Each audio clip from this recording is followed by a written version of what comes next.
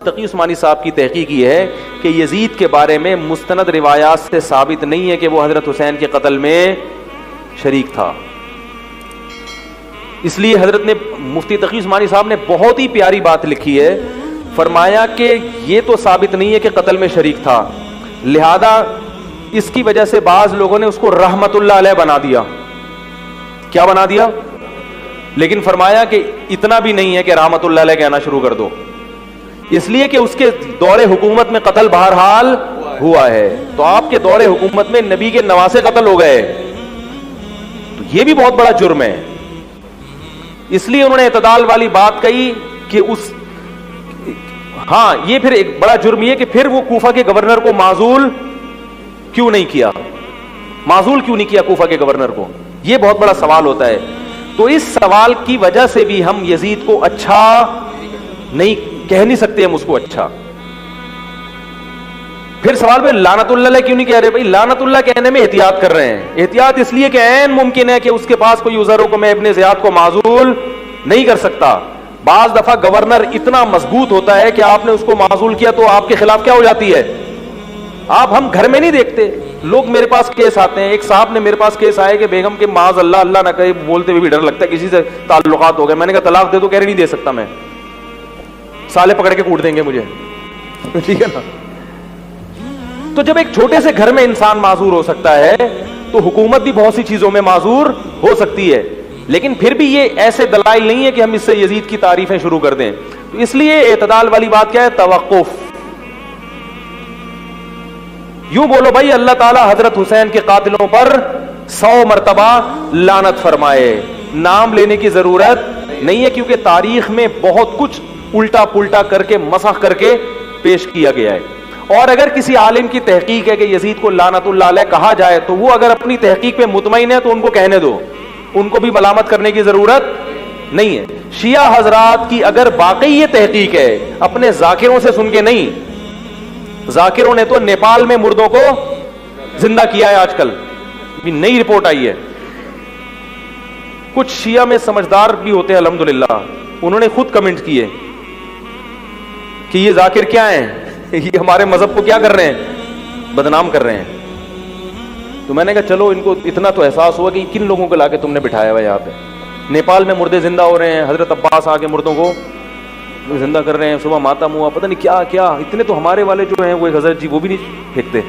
خیر, تو کیا کہہ رہا تھا یار میں, ہاں تو اگر کسی شیعہ محقق کی تحقیق ہو, واقعی محقق ہو کہ تحقیق ہو کہ واقعی یزید اس میں, تو اپنی تحقیق اگر اس کی ہے وہ اس بیس پر یزید پر لعنت کرتا ہے تو ہمیں اس پر بھی کوئی اشکال نہیں ہے. ہم تو لوگوں کو اپنا موقف بتا رہے ہیں کہ بھائی ہمارے سامنے چونکہ ثابت نہیں ہوا اس لیے ہم احتیاط کر رہے ہیں.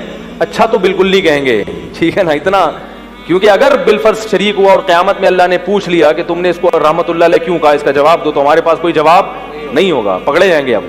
کیونکہ حضرت حسین جو نبی کے نواسے ہیں ان کا معاملہ معمولی درجے کا نہیں ہے, بڑا نازک مسئلہ ہی ہے. تو اگر کسی کی تحقیق ہے تو اس بیس پہ کہتا ہے تو ہمیں اس پہ کوئی اعتراض نہیں ہے. لیکن اپنا موقف تو انسان بیان کر سکتا ہے نا کہ بھئی ہمارے سامنے ابھی تک دلائل سے واضح جتنی بھی روایتیں اگر آپ اٹھائیں گے اس میں لنگڑے لولے راوی بہت نظر آئیں گے اس میں. تو اس لیے حضرت مفتی تقی عثمانی صاحب کی بات میری رائے میں سب سے زیادہ معتدل ہے, جیسے کہ وہ ہمیشہ معتدل بات ہی کرتے ہیں. اگر اس سے کوئی اختلاف کرتا ہے تو ٹھیک ہے, وہ اختلاف کا حق ہر ایک کو ہوتا ہے, وہ کر سکتا ہے اپنی تحقیق کی بیس پہ. لیکن میں آپ کو کہہ رہا ہوں تحقیق تو کرو, ذاکروں کی تقریریں تحقیق بولو نا نہیں ہوتی. وہ تو مجمع کو رلانا ہے, رو کیوں اٹھا کے جوتا ماریں گے, رو نا, اتنی میں آئے تو رلانے کے لیے. وہ نیپال سے مردوں کو بھی زندہ کریں گے اور پتہ نہیں کیا کیا کریں گے وہ.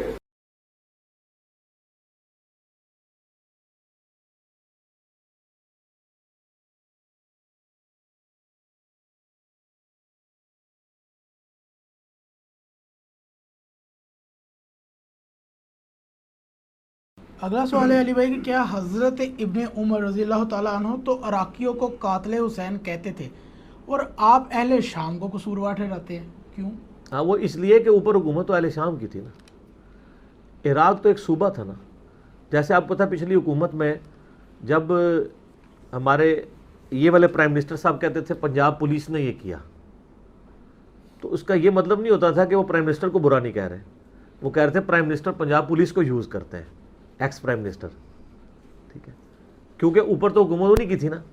یہ عراقیوں کو اس لیے انہوں نے کہا کہ اہل عراق ابن زیاد اور اس کے ساتھی وہ ساری فوج عراق کی تھی نا، پیچھے انڈر کس کی تھی؟ وہ اہل شام کی، تو انہوں نے ان کے اوپر ہی لعنت کرنی تھی نا۔ اس کا یہ مطلب نہیں ہے کہ وہ شیعان علی پہ لعنت بھیج رہے ہوتے تھے، ایسا نہیں تھا، شیعان علی اس میں شامل نہیں تھے، اہل شام ہی تھے، عمر ابن سعد شامل تھا، باقی لوگ شامل تھے۔ تو وہ لعنت اس لیے انہوں نے اہل عراق پہ بھیجی کیونکہ عراق اس وقت صوبہ تھا شام کا، ٹھیک ہو گیا۔ معاذ اللہ انہوں نے ان لوگوں پہ لعنت نہیں بھیجی جنہوں نے حضرت حسین ابن علی کو بلایا تھا، یہ کہتے ہیں بلا کے دھوکے سے قتل کر دیا، انہوں نے تو کیا ہی نہیں ہے، وہ تو توابون کی تحریک ہے پوری جناب۔ سلمان ابن سرد صحابی ہیں، اب وہ صحابی نہیں ہے، اس کی عصمت کا کسی کو نہیں ہے، اس کے اوپر لعنت کر رہے ہوتے ہیں۔ بخاری مسلم میں حدیث ہے کہ دو بندے لڑ رہے تھے، نبی علیہ السلام نے فرمایا میں ایک ایسا کلمہ جانتا ہوں جو وہ کہہ دیں تو اسی ٹائم شیطان ان سے دور ہو کے ان کا غصہ ٹھنڈا ہو جائے گا، وہ ہے اعوذ باللہ من الشیطان الرجیم۔ اس حدیث کے راوی سلمان ابن سرد ہیں، جنہوں نے حضرت حسین ابن علی کو خط لکھ کے بلایا تھا کہ بھئی ایک تو چلا گیا، پیچھے اپنا تحفہ چھوڑ کے چلا گیا۔ اب وہ جو انہوں نے لفظ استعمال کیے تھے نا، وہ لفظ آپ یہ کیمرہ متحمل نہیں ہے کہ میں استعمال کروں، وہ لفظ انہوں نے وہی استعمال کیے تھے جو موسیٰ علیہ السلام کے مخالف کا نام تھا، ٹھیک ہو گیا جی ہاں۔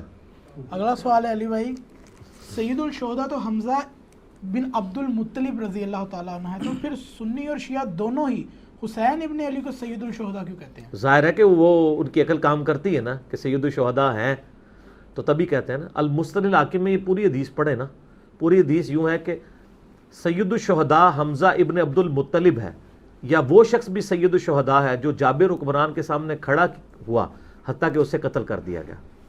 سید الشہداء ایک بندے کی نہیں ہے، یہ سید الشہداء ایک ٹائٹل ہے، ٹھیک ہے، نشان حیدر جس طرح ایک ٹائٹل ہے، جو بھی وہ بہادری کے جوہر دکھائے گا اسے وہ ٹائٹل ملے گا، یہ نہیں ہے کہ ایک بندے کو ہی ملنا ہے۔ سید الشہداء ایک ٹائٹل ہے اللہ کی طرف سے، جو وہ کام قیامت تک کوئی سید الشہداء ہو سکتا ہے۔ صحیح مسلم میں حدیث ہے کہ وہ دجال کے خلاف ایک مسلمان کھڑا ہوگا جو اس کو للکارے گا، نبی علیہ السلام فرماتے ہیں وہ اس وقت روئے عرض کا سب سے بہترین شہید ہوگا، سید الشہداء، ٹھیک، وہ جو دجال کے خلاف کھڑا ہوگا اس کو دجال قتل کر کے دو ٹکڑے کرے گا پھر زندہ کرے گا، وہ کہے گا اس واقعے نے تو میرے ایمان میں اضافہ ہی کیا ہے، مجھے نبی کی حدیث پہنچی ہے، ٹھیک ہے۔ وہ اتنے بزرگوں کے کرتب دیکھ کے بھی بزرگوں کو نہیں مانے گا، لگتا ہے کوئی ساڑھے ہی لیکچر سنتا ہوئے گا انشاءاللہ، ٹھیک ہے۔ وہ کہے گا نہیں حدیث تے ہوتے چلنا، بزرگوں دے اے نہ نہیں کرتب تے چلنا، اور یہ حقیقت بات ہے۔ میں ان کو چیلنج کرتا ہوں کہ ان کے بزرگ قبروں سے نکل کے مجھے کہیں نہ کہ تمہارے عقیدے غلط ہیں تو میں نہیں مانوں گا، کیونکہ مجھے اعتماد ہے کہ قرآن ٹھیک ہے، باقی سب الوہین ہے۔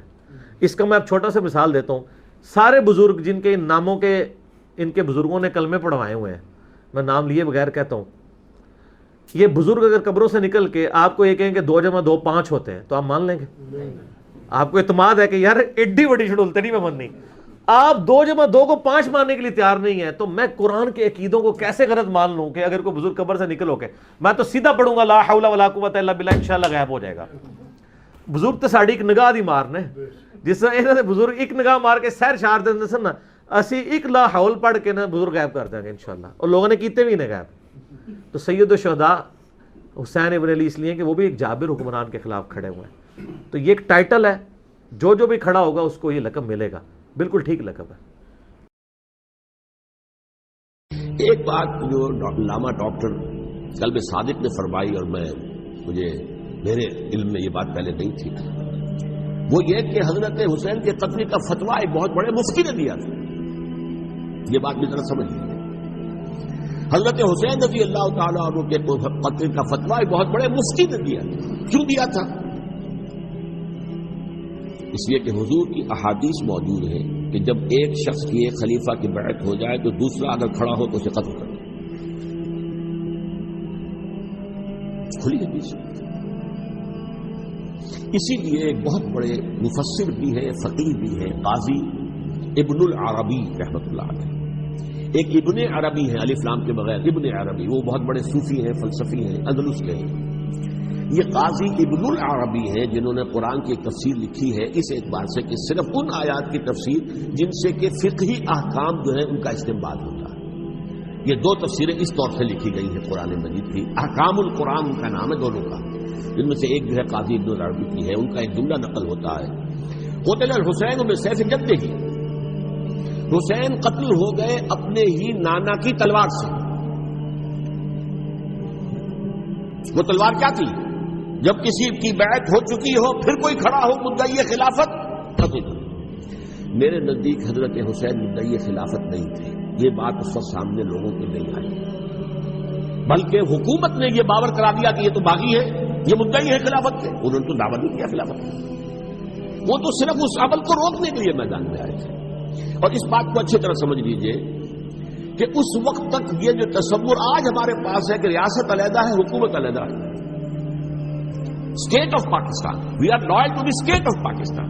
ہم ریاست پاکستان کے وفادار ہیں، گورنمنٹ آف پاکستان کے وفادار نہیں ہے. We are not loyal to the government. Government تو کبھی بے نظیر کی تھی، ہم اس کے خلاف تحریک چلا رہے تھے، یا کبھی کسی اور کی تھی اس کے خلاف تحریک چل رہی ہے، یا کبھی ضیاء الحق کی تھی اس کے خلاف تحریک چل رہی ہے. گورنمنٹ کو بدلنا تو عوام کا حق ہے. آج اس وقت نہیں تھا، اس وقت ریاست اور حکومت کا کوئی فرق نہیں تھا. لہذا جو حکومت سے اختلاف کرے گویا کہ باغی ہے. یہ ہے اصل میں وہ پیچیدہ مسئلہ کہ کیوں کسی مفتی نے فتویٰ دے دیا. اس لیے کہ اس وقت تک ریاست اور حکومت کا فرق واضح نہیں تھا دنیا پر. یہ تو ابھی کوئی 100-150 سال کی بات ہے کہ آج ہمارا جو پولیٹیکل سائنس کا ایولیوشن ہوا ہے وہ اسٹیج تک پہنچ گیا ہے کہ اسٹیٹ علیحدہ ہے، حکومت علیحدہ ہے. حکومت تو اسٹیٹ کے 3 آرگنز میں سے ایک آرگن ہے. ایڈمنسٹریشن حکومت کی ہے، جوڈیشری ہے اور لیجسلیچر ہے. 3 آرگنز ہیں بڑے بڑے، ان میں سے ایک ہے. تو حکومت کو بدلنا تو عوام کا حق ہے، چاہے وہ ووٹ کے ذریعے بدلے چاہے ایجیٹیشن. اگر پورا من ایجیٹیشن ہے اس سے حکومت کو بدلنے کا حق حاصل ہے دستوری طور پر ہر اعتبار سے. اس وقت یہ نہیں تھا. لہذا صورتحال یہ بن گئی کہ حکومت وقت نے باور کرا دیا مسلمانوں کو. ورنہ سوچئے نواسۂ رسول کو قتل کرنا تو آسان کام تھا. آخر سب کلمہ گو تھے کہ نہیں تھے؟ کلمہ گو تو تھے اور حضور سے عقیدت و محبت میں کمی. لیکن یہ کہ فتویٰ اگر ایک بہت بڑے مفتی کا جو کہ حضرت علامہ ڈاکٹر قلب صادق صاحب نے فرمایا، مجھے اس مفتی کا نام بھی معلوم نہیں کہ ایک مفتی کا فتویٰ تھا جس کے بنا پر اب ان لوگوں نے حضرت حسین کو قتل کیا. اور یہی وجہ ہے کہ انہوں نے پھر خیموں کو بھی آگ لگا دی ہے. بھائی حالانکہ دیکھیے اگر دشمنی کا انتقام ہوتا تو حضرت علی بن حسین جو بیمار تھے، جو بعد میں زین العابدین رحمت اللہ علیہ کے نام سے پھر یہ اہل تشیع کے چوتھے امام معصوم ہیں، حضرت علی، حضرت حسن، حضرت حسین اور پھر حضرت علی بن حسین زین العابدین رحمت اللہ علیہ، کیا ان کو بھی قتل کرتے تھے؟ حضرت حسین کی تو نسل ہی ختم ہو جاتی. لیکن دیکھیے آگ کیوں لگائی؟ آگ اس لیے لگائی کہ وہ جو ڈاکومنٹری پروف ہے ہماری غداری کا یزید کے خلاف حضرت حسین کو جو ہم نے دعوت دی، وہ جو ڈاکومنٹری پروف خطوط کی شکل میں موجود ہے وہ ختم ہو جائے، ڈسٹرائے ہو جائے. اس کے لیے انہوں نے خیموں میں آگ لگائی.